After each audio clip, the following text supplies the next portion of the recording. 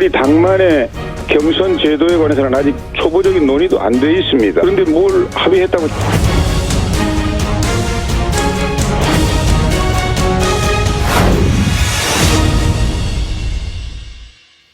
시사큐 일부 시작합니다. 오늘은 이인재 새누리당 최고위원 모셨습니다. 안녕하십니까? 예, 반갑습니다. 네.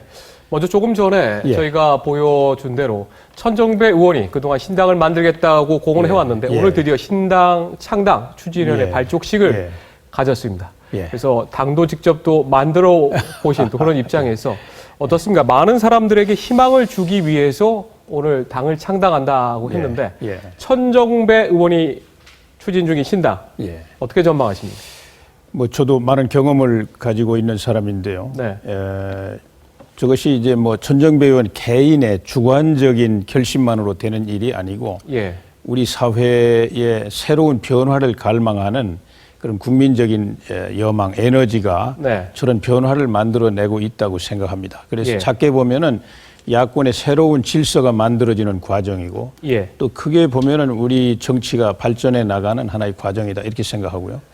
네, 야권에서 보면은 새정치민주연합이 지금 여러 가지 문제가 많지만 문재인 대표를 사퇴시켜서도 안 되고 또 그렇다고 현재 체제로 가서는 안 된다 이런 얘기가 많이 나오고 있지 않습니까? 뭐 이제 지금 야권의 혼란을 여러 각도에서 이제 관찰할 수 있지만 제가 볼 때는 이 노선 가치 한 정당이 추구하는 그 가는 길이라든지 또 추구하는 목표 가치 이런 것들이 이제 시대 상황에 맞아야 되거든요. 또 국민들 마음속에 와서 닿아야 되지 않습니까? 그 노선과 가치에서 조금 이 시대 상황이나 국민들 마음으로부터 조금 멀어져 가지고 혼란이 일어나고 있는 거 아닌가 싶고요. 이제 뭐 천정배 의원뿐만 아니라 여러분들이 이제 그 국민의 마음을 향해서 이제 뭐 여러 가지 움직임을 보이고 있는 것이 그런 그 노선이나 가치의 수정을 위한 하나의 과정이다 이렇게 생각합니다. 새누리당의 지금 상황은 어떻습니까? 새정치민주연합이 워낙 지금 지지부진하다 보니까 지금 세계 정치사에서는 유례가 없을 정도로 야당이 잘못해서 여당이 반사이 그러는 상황이 지금 계속되고 있는데 새누리당에서도 지금 총선이 5개월밖에 남지 않았습니다만 사실 어떤 방식으로 새누리당의 후보를 선출해야 될지에 대해서는 아직 그것도 명확하지 않지 않습니까? 우선 이제 야당의 혼란이 우리에게 좋으냐 꼭 그렇지는 않습니다. 왜냐하면 야당이 건강할 때 여당도 더 건강해지고 발전할 수 있는데요. 특히 이제 우리 박근혜 대통령 정부 여당이 이제 일체가 돼가지고 이 국정을 성공적으로 수행을 해야 되는데 야당의 혼란이 이제 국회의 무기력을 이제 자꾸 증가시키고 있지 않습니까?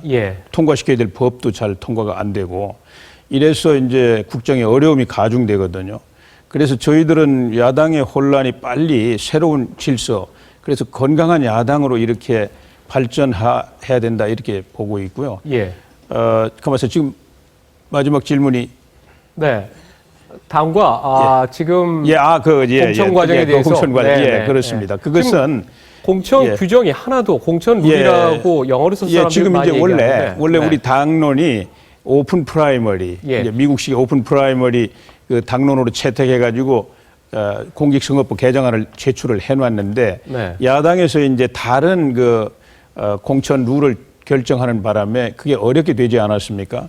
그래서 이제 지금 현재로서는 당헌 당규대로 이제 공천 과정을 이제 끌고 가야 되는데 그걸 좀 더 보완을 해보자. 이래서 특별 기구를 만들기로 이렇게 했는데 아직 그게 출범을 못했습니다. 이 교과서 파동 뭐 이런 것 때문에 이제 바로 하게 될 겁니다. 당에서는 최근 박근혜 대통령의 진실한 사람만 선택해달라 이제 이런 발언과 또 유승민 의원의 또 부친상 이거하고 또 맞물리면서 당의 새로운 친박 논쟁 또 진박 논쟁 이렇게 나오고 있는데 지금 보면은 이인재 대표님, 이인재 최고위원님 같은 경우에는 이제 친박계 중에서도 가장 높은 계급에 속한다 이런 얘기까지 나오는데 어떻게 생각하십니까? 저는 이제 뭐 우선 계파를 초월한 사람이고요. 또 제 눈에는 솔직히 뭐 그렇게 계파라는 게 있는지 없는지 잘 보이질 않습니다. 그리고 이제 박근혜 대통령께서 지난번에 진실한 사람 말씀은 그 다른 뜻에서 그 말씀을 하신 것이 아니고 이제 이번 정기국회 마지막 아닙니까? 예. 그런데 3년 동안 이 서비스 관련 산업 기본 지원법이라든지 또 이 뭐 메디칼 이런 예. 쪽 여러 가지 지금 이제 경제 살리고 일자리 만들기 위한 이 꼭 필요한 법이 예. 3년 동안 낮잠을 자고 있어요. 아하. 그래서 이렇게 되면은 이거 이제 폐기되지 않습니까? 이번 정기국회도 심사가 안 되고 결론을 못 내면은. 네. 그래서 이제 얼마나 답답하십니까? 이 의회에서 이제 긍정적으로 의회주의에 맞게 일을 할 수 있는 사람들이 국회를 좀 개혁을 하고 발전시켜야 되겠다. 이런 충정에서 국민들께 호소하신 말씀이니까 예. 그걸 무슨 내 사람을 당선시켜달라 이런 취지는 전혀 아닌 걸로 제가 알고 있습니다. 예. 네. 지금 이제 국회에서 처리 중인 이제 법안을 말씀하셨기 때문에 예, 예. 이 얘기로 좀 넘어가 예, 보겠습니다. 지금 새누리당의 노동시장 선진화 예. 특별위원장을 맡고 계시고 예. 그리고 지난 주말에 폭력 시위로 이렇게 변질돼 버린 집회의 사실 명분이 예. 지금 최고위원님께서 하고 계신 예. 노동 관련 5개 법안을 통과시키려고 하는 데 대해서 반대한 데서 예. 출발한 것 아닙니까? 예. 자, 현재 근로기준법, 고용보험법, 산재보험법, 기간제 근로자법, 파견 근로자법 예. 이 모든 게 이번 회기 내에 이제 통과시켜야 된다고 그렇습니다. 그렇게 지금 주장하고 계신데 예. 지금 상황 어떻습니까? 예, 지금 이제 야당이 이제 반대하고 있습니다. 네. 그런데 이제 본격적인 심사가 이번 금요일부터 시작이 되는데요. 예. 저는 심사 과정을 통해서 예. 이번 우리가 제출한 그 5대 노동개혁 법안이 어떤 정치적인 가치나 이념이나 이런 차원에서 뭘 바꾸자는 게 아닙니다. 네. 우리 구체적인 노동시장의 그 불명확한 거를 명확하게 해주고 또 좀 너무 경직된 거를 좀 유연하게 해주고 예. 그리고 투쟁적인 거를 좀 이렇게 상생하는 협력적인 걸로 바꾸는 네. 아주 실용적인 개혁안들입니다. 이거 안 하면은 누가 투자를 하겠어요? 툭하면 뭐 파업하고 싸우자고 덤비고 예. 또 불확실하고 너무 딱딱하면 누가 여기 투자하겠습니까? 투자 안 하면은 일자리 안 만들어지지 그렇죠. 않습니까? 그래서 이거는 이 이념이라든지 정파를 초월해 가지고 함께 충분히 이 개혁에 동참할 수 있는 내용들입니다. 그리고 요번에 안 하면은 이제 이번 정기국회 끝나면 이제 국회가 바뀌지 예. 않습니까? 폐기됩니다. 그러면 이제 개혁의 동력이 상실되고요. 또 노사정 대타협 이거 1년 넘게 치열한 토론을 통해서 만들어냈는데 거기에는 100가지가 훨씬 넘는 사회 경제적 합의들이 있어요. 예. 이번에 이거 통과 못 시키면은 다른 합의도 다 힘을 잃게 됩니다. 근데 일각에서는 큰일입니다. 이런 얘기도 예. 합니다. 예. 저는 지난 주말에 있었던 폭력 시위를 예. 주동한 사람들은 정말 저는 미워하고 정말 처벌받아야 된다고 생각하지만 또 일각에서는 지금 너무 정부 여당 주도로 또 어떻게 보면 친기업 편에서 이런 게 진행되다 보니까 노동자들이 그런 식으로밖에 이렇게 표출할 수밖에 없는 거 아니냐. 특히 기간제 근로자법 같은 경우에도 저는 2년만 지금 할 수 있는 거를 또 조금 더 늘려서 할 수 있는 게 그나마 좀 나은 거라고 생각을 합니다만 이건 본질적인 해결책이 아니다. 이런 목소리도 있는데 어떻게 생각하십니까? 예, 그런데 이제 요번에 그 기간제법이나 파견제법 일부 네. 규제를 조금 완화하는 것은 절대로 이 지금 현재 정규직으로 일하고 있는 분들 자리를 위협하는 게 절대 아닙니다. 예. 또 새로 이제 젊은이들이 노동시장에 들어와서 일자리 구할 때 그 정규직을 잠식하는 것도 전혀 아닙니다. 예. 다만 지금 이제 노동시장에 보면은 실업자가 많지 않습니까? 예. 노동력은 넘쳐납니다. 그렇죠. 근데 일부 중소기업, 뿌리 산업을 비롯해서 이런 중소기업들은 또 인력난에 너무 시달리고 있어요. 네. 풍요 속의 빈곤입니다. 이 미스매치를 가능하면 좀 이거를 풀어가지고 비정규직이지만 그 일자리도 더 만들고 그다음에 인력난에 시달리고 있는 중소기업 애로도 좀 풀고 예. 이래서 경제 전체가 더 힘을 얻고 따뜻해지도록 하기 위해서 지금 이거 하는 것이고요. 이건 독일도 하르츠 개혁이 본질이 그거였습니다. 예. 그래서 독일 같은 나라가 참 사회주의적 가치가 지배하는 나라인데도요.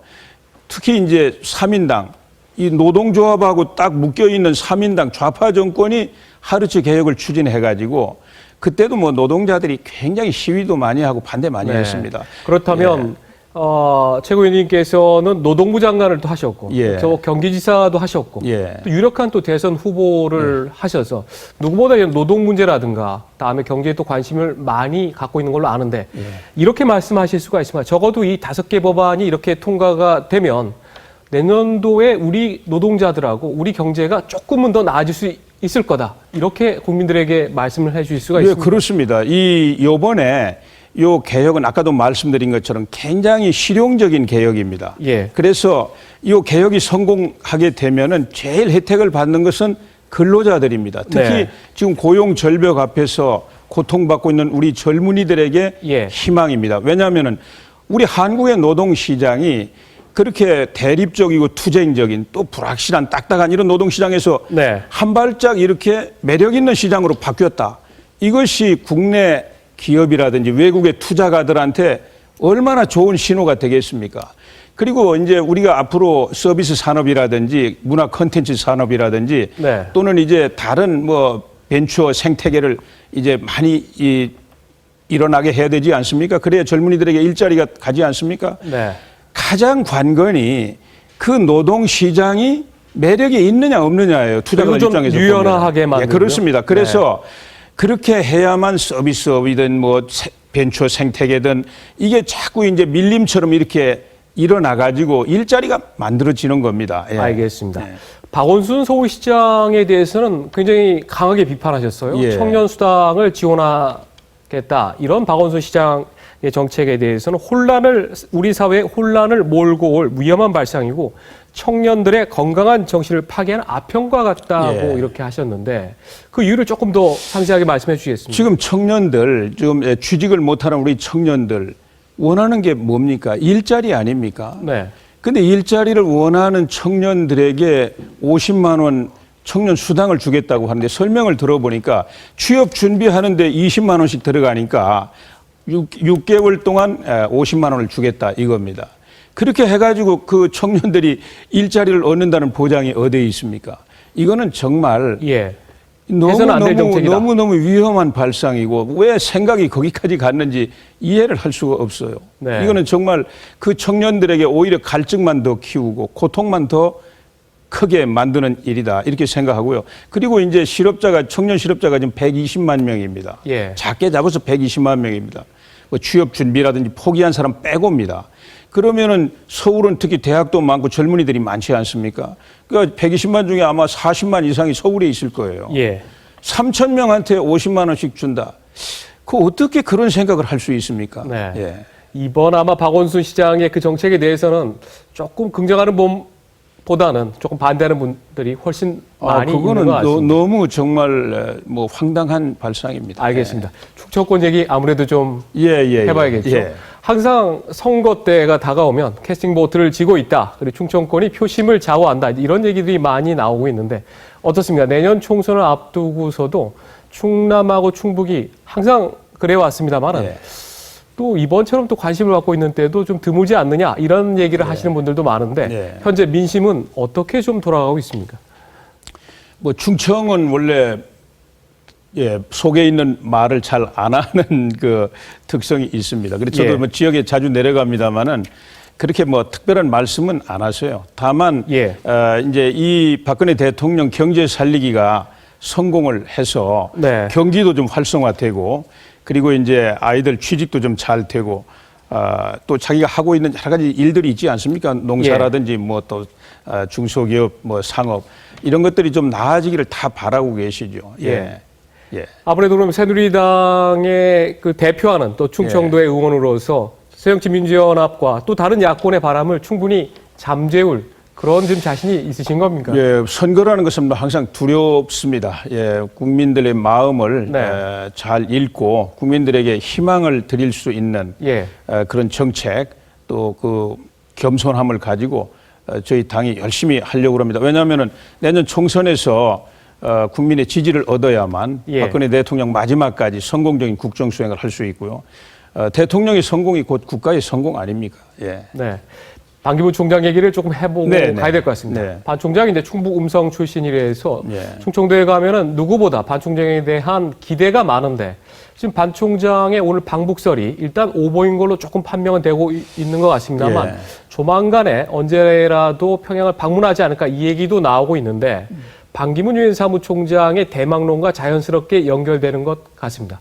반 총장이 만약 방북을 하고 뭔가 남북 간의 이런 관계를 좀 사이좋게 중재를 한다면 어떻습니까? 지금 반기문 대망론 이게 조금 더 힘을 받을 수가 있습니까? 어떻습니까? 예, 우선 뭐 반기문 총장은 이제 국제 외교의 대통령 아닙니까? 네. 예, 그리고 이제 우리 대한민국 출신이고요. 그래서 한반도가 지금 제일 냉전지대 아닙니까? 예. 그래서 이 냉전을 풀고 한반도의 평화, 통일 이걸로 가는 데서 반기문 총장의 역할을 저희들 주목하고 있고요. 예.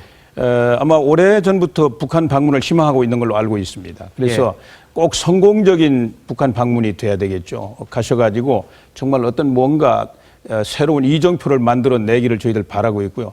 그리고 이제 반기문 대통령 자꾸 이제 다음 대권과 관련해서 보도도 네. 많이 나오고 그러는데 저는 그렇습니다.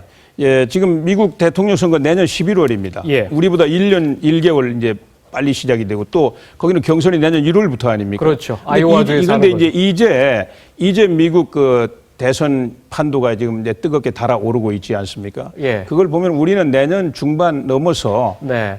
이제 대권 구도가 잡히고 이제 치열하게 여러 가지 토론이 있고 하게 될 텐데요. 반기문 총장이 내년 12월까지입니다. 예, 그래서 유엔 사무총장으로서 너무 이 대권론에 휘말리면은 오히려 일하시는데 어려움이 있지 않을까 최고위원님 생각합니다. 판단은 어떻습니까? 반기문 유엔 사무총장이 이제는 국제사회를 위해서 10년을 일한 후에는 한국으로 돌아와서 자 대선 주자로 출마하는 게 그게 나라를 위해서 바람직하다고 보십니까? 그것은 우선 내년 중반 이후에 예. 논의해도 충분하다 이렇게 생각합니다. 예. 알겠습니다. 예, 예.